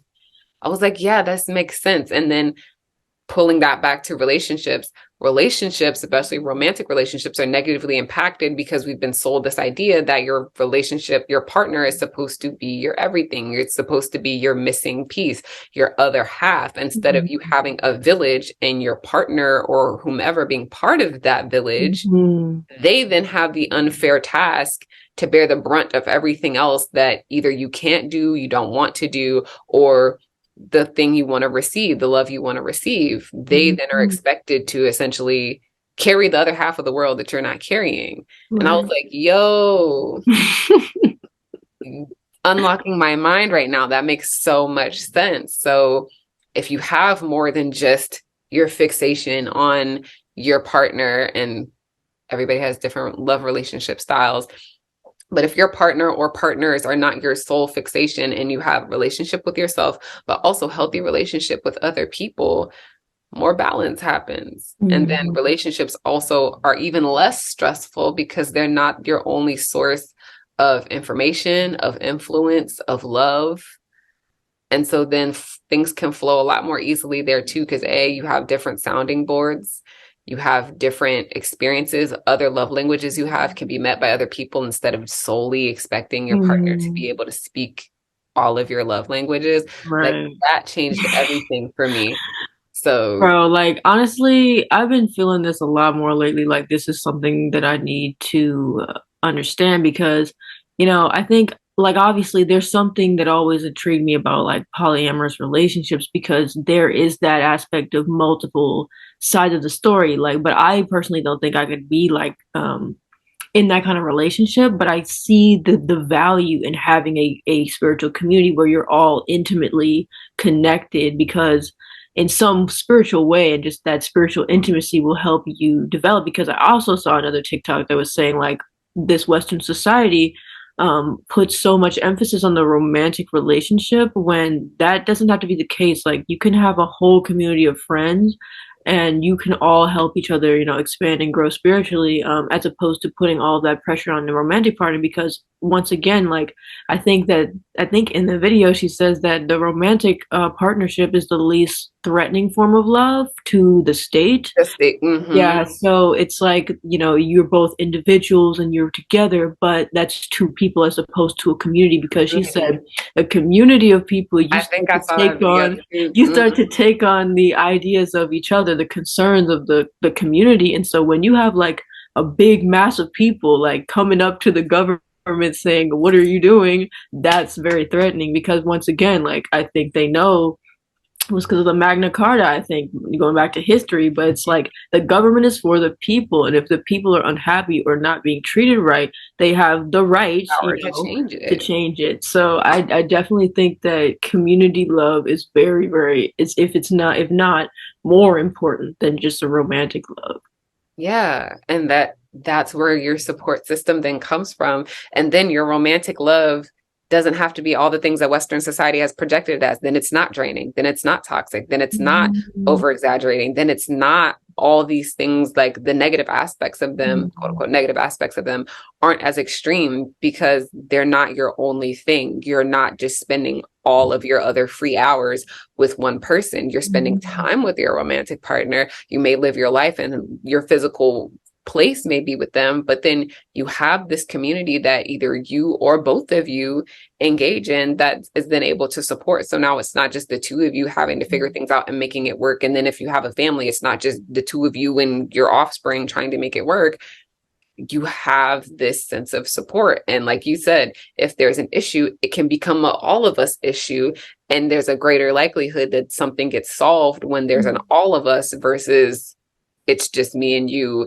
And when we're in the box and can't think outside of the box, it's a shit show. But when there's someone else, when there's the community, like you said, a spiritual community or a group, 9 times out of 10, someone else is always like, "Oh, have you thought about such and such?"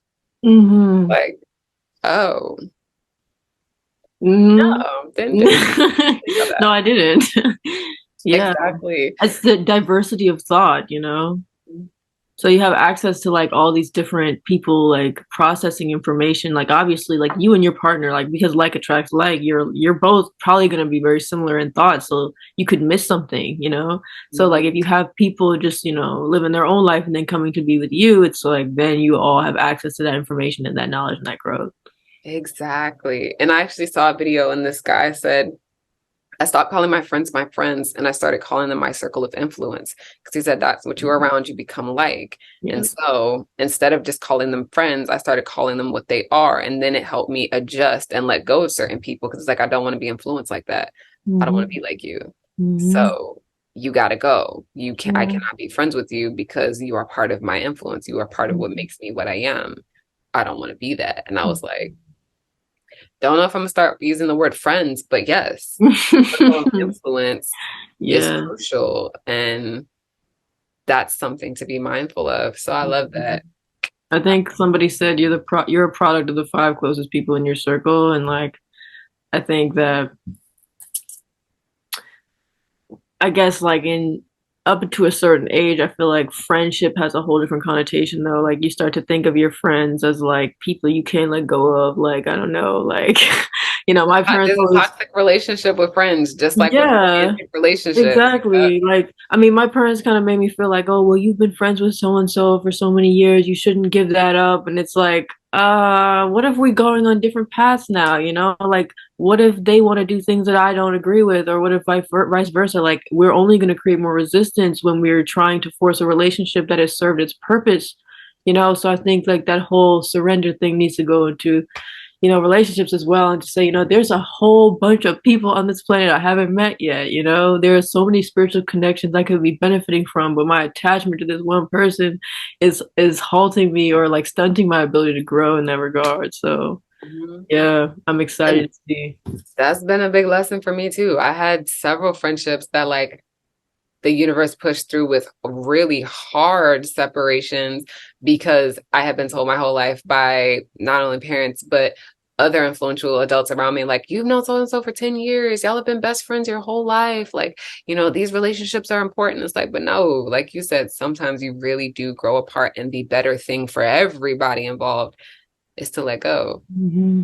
And I cannot tell you how liberating it has been to no longer be attached to those people. And it's like, and it's all love. Thank you for the time that we had. But it was time to go. And normalizing that, like normalizing being like, damn, we had a good run and it's over. Yeah. Yeah, it's sad. I mean, cry about it, but grieve it. Yeah, cry. You have to grieve. Just like someone go. dies, just grieve, but you gotta accept at some point. Yeah. And then also not even just with friends, but the other thing that hit me the other day is like everybody talks about your spiritual journey, your spiritual awakening. People often don't talk about yourself. Like you got to grieve who you're no longer gonna. Yes, you got to grieve your own different identities over the years. And that's one part that I think isn't talked about enough. It's like, yeah, do your shadow work, do your inner child work. You got to let go. You got to become, you got to evolve. But the missing pieces, along with all of that, it's going to be some pain and some grief of, damn, this person who I was helped me get here. And now I have to just leave this version. It's hard. Yeah.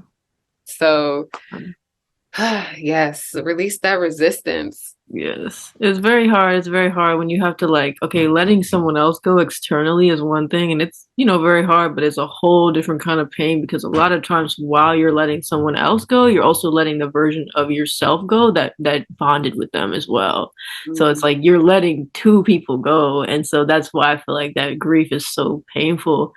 Because it's like, there was a real spiritual bond there. It's just that's no longer who you want to be. And in order to achieve the new things that you are supposed to achieve, that you've decided for yourself, there's sacrifices that need to be made, along the way. So yeah, it's hard, but yes, choose your heart. Okay, choose your heart, fam. Choose your heart. All right, so next question. So probably be one of the last few. I see it's 2:38. We done talk for a minute. Bro, this is a beneficial conversation. Like I love good intellectual conversation. This is gonna benefit people. It's benefiting us right now. Like It's I'm here good. for it. Yeah. So one of my favorite questions, are you a creator? Are you an artist? And if you are, what is your chosen method? Hmm. Let me think. So I am a creator. I'm an artist. I feel like everybody is. Mhm. I think recently I've been trying to figure out like what my chosen method is because I do a little bit of drawing, I do a little bit of writing, I do a little bit of music, and I'm trying to figure out like I'm trying to figure out like what is it that I really feel like I put my soul into, but I really feel like it's just like it's kind of going to be a combination of all of those things because I feel like I'm really able to express my. Oh, also I recently have started doing pole dancing as well, so I'm dancing, doing music. So it's like I feel like yeah, I feel like I want to start trying to figure out how to create an experience for people so that I can like because I really like the biggest thing for me is being able to express my darkness because like I think I mentioned a few times throughout our talk that like there's nothing wrong with experiencing rage, like anger, like those negative that we deem negative emotions are really just our gateway into something greater. And so I want to like help people realize that those moments of rage are not really, you know, bad things. They are actually good things. It shows growth. It shows passion. So yeah, I'm still figuring out what my primary method of expression is. But yeah, an artist in lots of different fields, and also in like obviously content creation as well. So. Yes, I love that. And I think content creation kind of morphs and takes on whatever form of the creation that you're expressing in that current moment as well. I love that. And I can't wait to see the journey, the pole dance journey. Like I am a sucker for anything like art expression related. And I relate to the pole dance, not in terms of pole dance. I do want to learn. Mm. But I myself, I danced as a kid growing up. I was one of those ones like, yeah, since I was 3, I was in dance class. That's my story. But I had lost my relationship with it because of the industry gives you trauma. But You I want to had recently rediscover it. So I recently have rediscovered and tapped back into my passion for that. And I've started posting, little belly dancing videos and things of that nature. And I didn't expect to be sharing that side of me ever again either. So I resonate with you on that, like just exploring all of your passions and like seeing which ones like, take the reins and say, it's me right now. What kind of music? I grew up an arts baby. So like anything arts related gets me going. So what kind of music? Well, right now, I've been trained like in like the professional style of, you know, operatic style singing. But I think like when I start making my music, it's gonna be more like not spoken word, but kind of like spoken word, jazzy R&B, something that really speaks into your soul. I really love like jazzy kind of music. Like I actually was in a jazz ensemble, and like they would always make me do the what do they call it, scat singing. Scatting, yeah. So yeah, something that fuses those, so that I can actually, because that's usually the platform that I hear people like. And rap as well, but a fusion of those genres because like those are the really I feel like those are the genres of music that you can really like put your soul into, and you can actually like say a message as well.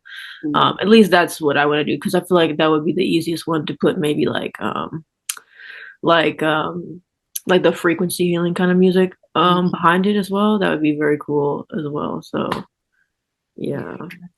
Yes, yes. Well, I'm excited hear about that because my partner, he actually look at him walking in.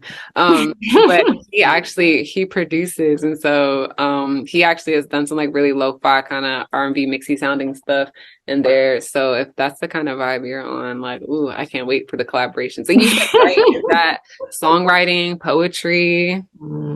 Yeah.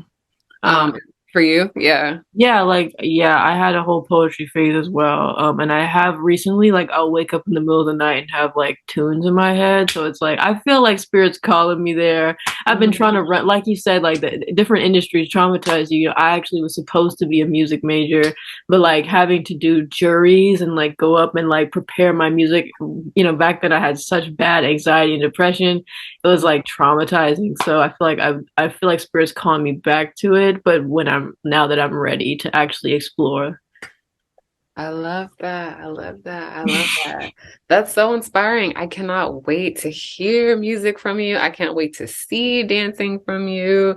Like that is so beautiful. I myself, I do write as well. Poetry has been my main thing. Singing, I kind of sort of walked away from. My partner is always trying to get me to like to he wants the world to hear music from me, but I think like you said, like just certain frequencies, and I've gotten into doing can you not do that right now? Thank you. The crystal sing playing crystal singing bowls, and so I want to be able to infuse those type of things. So I definitely resonate with you on the jazz infused spoken word kind of um healing, almost for me, almost neo soul leaning kind of vibe. So I love There's so much that can be done with this like that. music now that I don't think that I've heard it, or maybe it's there but it's not popularized. So I think there's so much that can be done. That's why I love music, because it's like you can fuse all these different genres and Mhm. like spread, not just spread a message but also like tap into, like I remember a video I think of XXXTentacion talking about how he tapped into that whole concept of healing frequencies and how like frequencies affect the brain, and like it's crazy that he knew that back then because it was not popular. Like musicians were not, and maybe people knew this, but it was not a popular thing to talk about. You know, average people were not aware of this. So Mhm. yeah, I saw actually your crystal singing bowls, and I really want some. I want some bowls. I want some I have a drum, like a djembe. I Mm. love stuff like that though. It's so cool. Yes, yes, yes. Well, Mackenzie, I'm excited to see more from you, more of you, get to watch more of your journey and get to support you. Because, like we just said, I think that's one thing we can walk away from community. We understand we got to do this together, y'all. So, Yes. community, Zen agrees. Um, community is where it's at. And then also, go ahead, go, Baba, go. Oh, thank you. Community is where it's at. Self-awareness is where it's at. Being open to conversation and communicating is where it's at, because that's how we heal. That's how we grow. That's how we find common ground, because we got a whole lot more in common than the stuff that separates us. And again, projection, perception, is it really separating us? Mhm. We Let's talk about it. Mhm. Yolanda Marie, Yani for sure. You can find me at Love Yolanda Marie or Yani Shoots Raw or House of Fluid Reflections if you want to join in on community. And Mackenzie.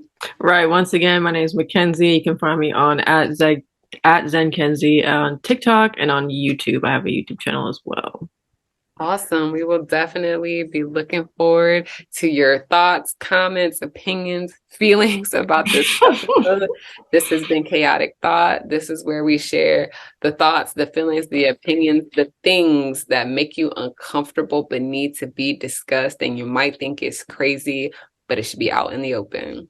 So we'll catch you on the next one. Maybe we'll have Mackenzie back, talk about some more things to get your chest tight, release that resistance, Right. love, and all that good stuff.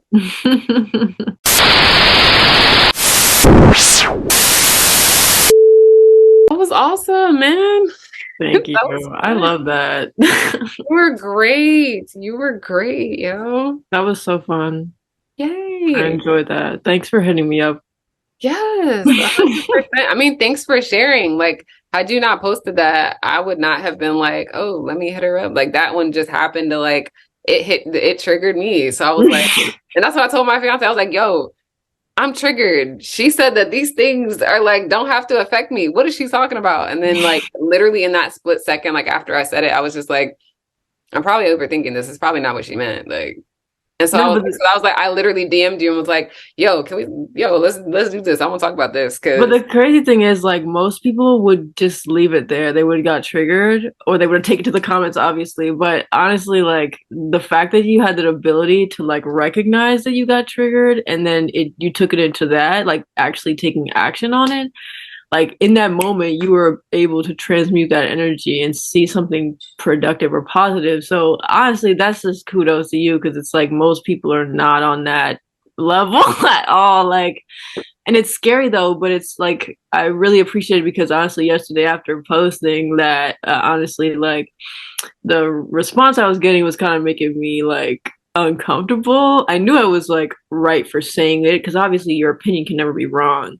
Mhm. Um, but like, yeah, just hearing you say that, like, it just really hit me that, like, okay, there's all this stuff happening, but there is someone that resonates with what you're saying. There's always like a silver lining, I guess, so to speak. So, Yeah, there's a silver lining and just understanding. And that's what I'm learning is like half of the problems we have are just misunderstandings. It's miscommunication or it's just alternate perspective. And mhm. that if you can hold that space, like you said, for that split second of like, all right, I'm triggered, but like, let me talk to this person. It's just that empathy and that consideration. Cause I'm just like, she's not presented to me that she's not a good person, that she's not like she hasn't shown that there's a problem, there's something like you're not someone who's on here with like racist homophobic rhetoric that's just like everybody's condemned and blah blah blah. Like you weren't doing that. It was literally just like you're sharing your thoughts and opinions. And even those people who have that chaotic rhetoric,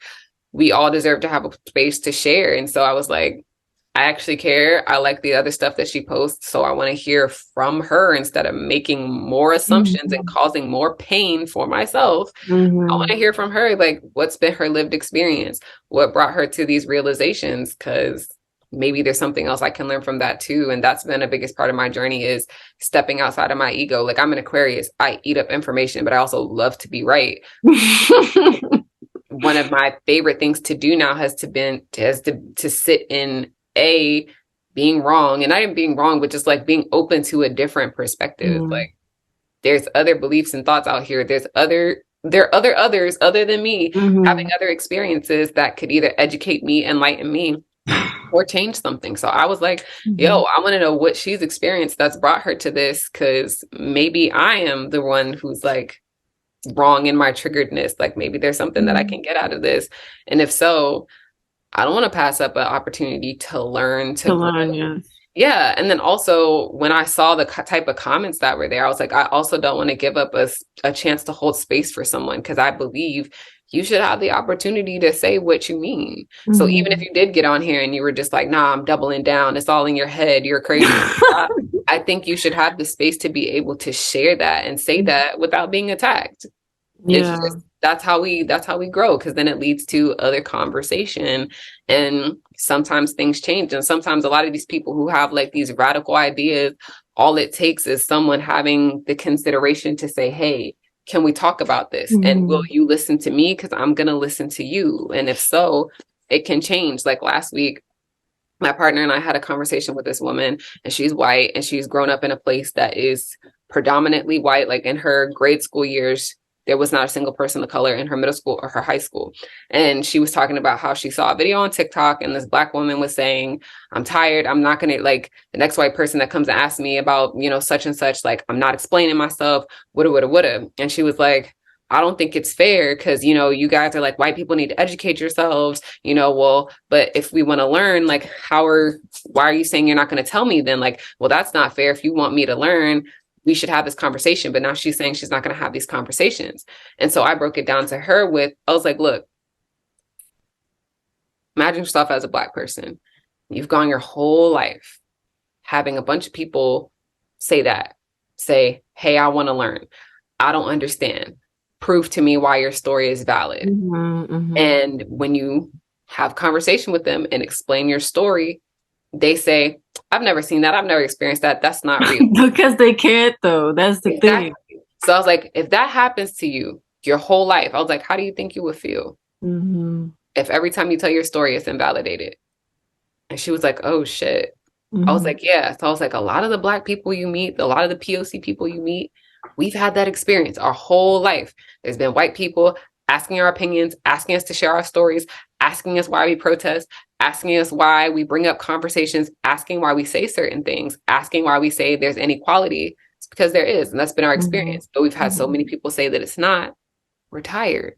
And she was Mhm. like, damn, I didn't even think about that. And I was like, yeah. And I was like, and then I'll tell you this, society has shaped it a certain way. I grew up with a friend and she was white. Clearly, I'm not.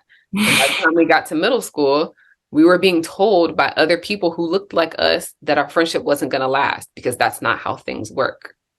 We actively had other people influencing what was going to go on in our friendship. And that was when this woman said, "Oh, I didn't even have other people of color in my middle school, my high school." She was like, "So I didn't even get to see that happen." And she was like, "Oh shit." And then her wheels started spinning. She was like, "Oh shit. A lot of people say that these things don't happen because they just haven't experienced it." But she was like, "You experienced that. And so it's real." And I was like, "Now you're getting it." And I was like, "So now can you understand why that woman on TikTok was like, I'm not going to keep explaining to white people these problems and they should find out for themselves?" And I was like, because we got the resources. I was like, you might have to strip your Google search history because it's biased to you, but there's the answers are in front of you. These things are real. And she was just like, damn, I would have never thought about it like that. But that's a good point. And I think that's why chaotic thought became so important to me, because I was just like, so many of us just need a conversation. Because I mean, that's when growth happens, because a lot of times, especially because of social media, there's just this echo chamber of just hearing your own thoughts echoed back to you. So you never get that opportunity to learn. That's why when you see someone with a contrasting opinion, your first instinct is to react, because you're so taken out of that reality that, because I remember when I was in high school, there were constantly, people who had different political opinions, religious backgrounds. And so you get that face-to-face interaction, that face-to-face resistance, both through the internet, because the algorithm is usually sending you what you want to see so that you stay on the app more. And you're caught in that feedback loop. I guess when you do see something that is like a little bit triggering, you don't know how to deal with it at first. Like most people, I don't know how to deal with stuff at first. Your first instinct is get mad. So, but now that I've like been on this journey, I realize that when I get mad, it means there's something that I don't know yet, So it's something usually to uncover, unpack there. So I think if more people were able to see it that way, like there'd be less arguments happening in comment sections. But yeah. And less pain. Yeah. You would have a lot less pain if instead of taking it personally, you were able to just say, oh, like you said, there might just be something that I don't know, or a different perspective. And you don't even have to receive it. You could walk away still feeling the same way. Yeah, you don't have to agree just because somebody thinks a different thing. Yeah. It's just about awareness. Yo. Well, Mm-hmm. I've had such a great time with you, and I would love to do this again. I actually have something that I have to go do at 3 that I completely forgot about because right. All right. Myself. Hi, it's nice to meet you. You too. You're so pretty. Like, you too. I was literally sitting here thinking, like, wow, she is gorgeous. Oh my goodness. I'm so excited.